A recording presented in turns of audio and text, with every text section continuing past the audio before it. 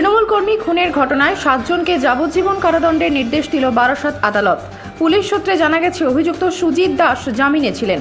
তিনি শুনানির সময় আদালতে উপস্থিত থাকলেও দোষী সাব্যস্ত হওয়ার আগে পালিয়ে যায়।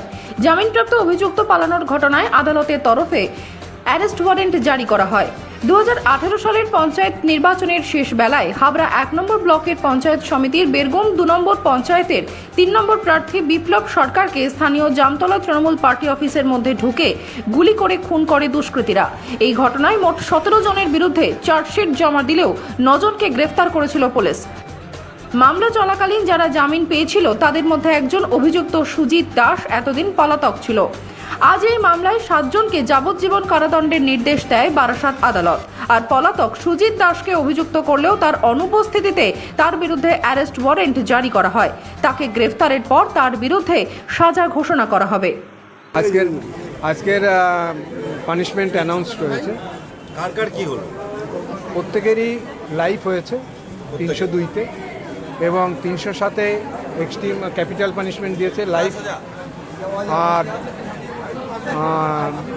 147, 148, 149-এ পানিশমেন্ট হয়েছে 1 বছর।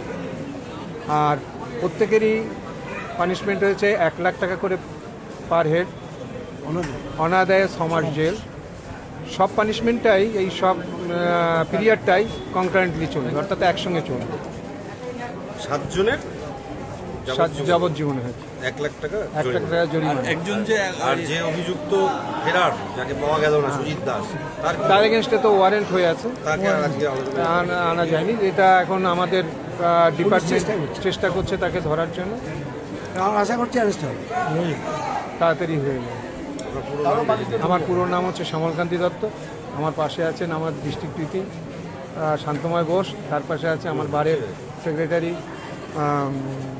অলোক সমাজ।